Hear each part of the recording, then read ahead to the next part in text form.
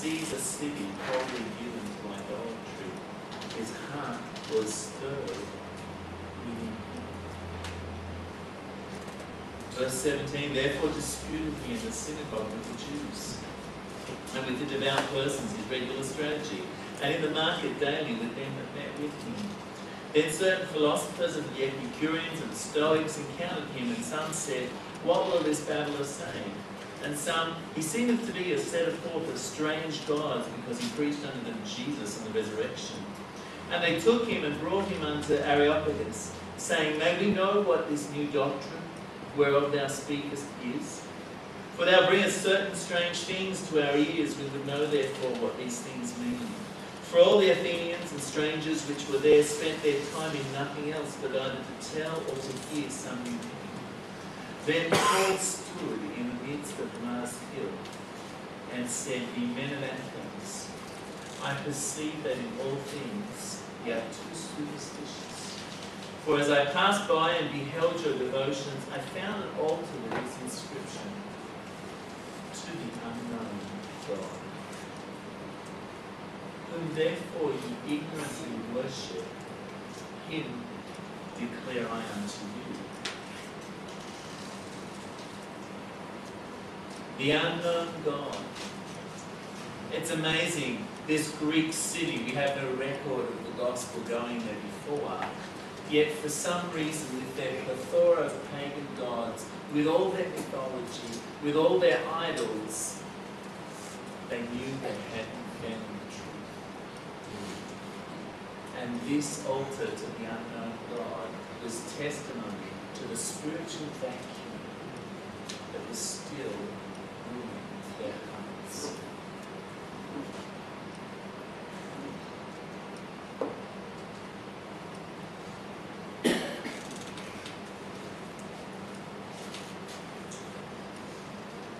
Paul wrote to the Corinthians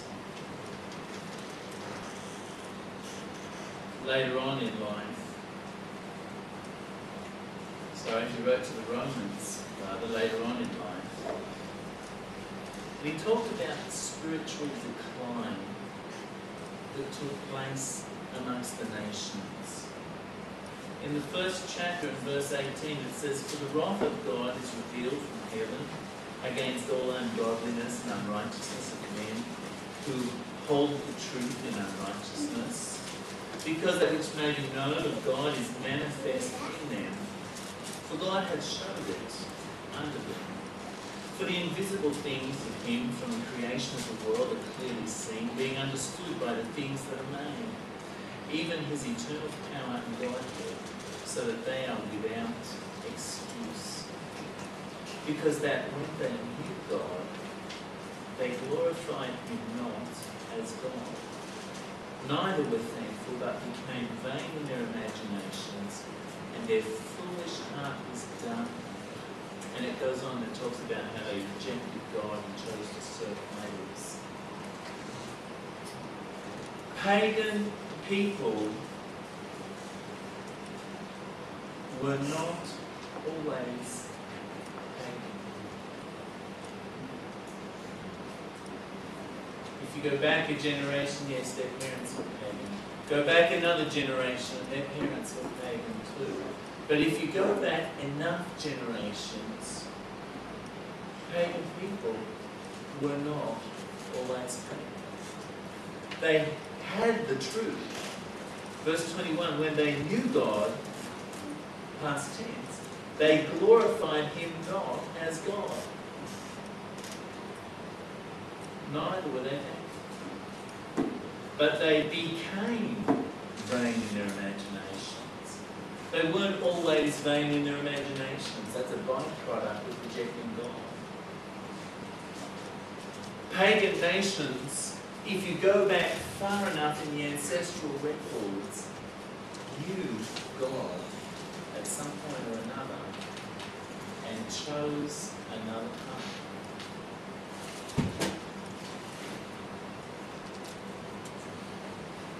And there's a thesis that if you search in different cultures, you'll find some record to the fact that they once knew God.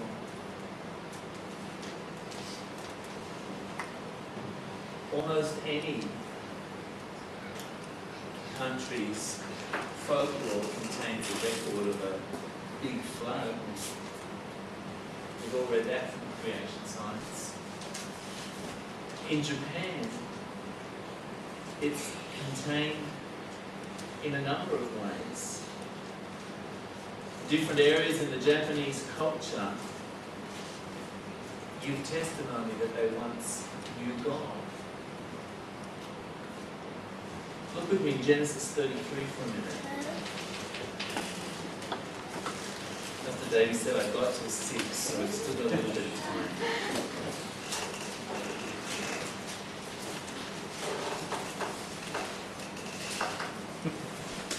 I'll keep it brief, I promise. Genesis 33, verses 3 and 4. This is a story that was touched on previously this weekend when Jacob was coming to meet, Esau was coming to meet Jacob with an army. Verse 33, this is talking about Jacob. He passed over before them and he bowed himself to the ground 7 times. And he came near to his brother. And Esau ran to meet him and embraced him and fell on his neck and kissed him and wept. Now, if this was us and we were meeting a long-lost relative and it's going well, we'd do the verse 4 side of it. We'd put our arms out and we'd embrace and we'd weep and we'd whatever. But I didn't see any of the folk here meeting up with someone for a long time down on the ground bowing. But in Japan we do. We bow. And I believe it probably comes from a biblical background. If I'm driving along in the car and someone's walking along the street, I bow like that and he'll bow back like that. If I meet someone at church in the morning, I'll bow about that far and they'll bow that far. I had an English student one time come to my home with a gift, and I know when they come with a gift, they come to say goodbye. But anyway, they bring the gift, they put it on the step in the front door, and they get down on their knees and they bow like this. We actually have that in Japan. There are things that the Japanese do that we see similarities with the scripture. Now look down in verse 8. You remember Jacob sent gifts ahead, animals and so forth ahead to try and soothe his brother's conscience. He said, "What meanest thou by all this drove which I met?" And he said, "These are to find grace in the sight of my Lord." So Jacob's offering Esau a gift. Verse 9, Esau says, "I have enough, my brother. Keep that thou hast unto thyself." And Jacob said, "No, I pray that if now I found grace in thy sight, then receive my present at my hand. For therefore I have seen thy face as though I had seen the face of God, and thou wast pleased with me.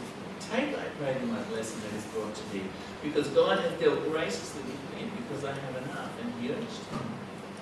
And he took it. Jacob had to try and try and try, and Esau said, "No, thank you," and he kept trying, and finally Esau said, "Okay, I'll have it." I see this too happening too often in Western cultures. Someone says, "Brother, you've been a blessing to me. Here's a gift." "Oh, no, thank you. I don't need a gift."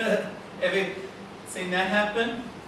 "Oh, no, I want you to take it. I want you to take it. Please. It's a symbol of God's blessings in my life." We speak exactly like this in Japanese.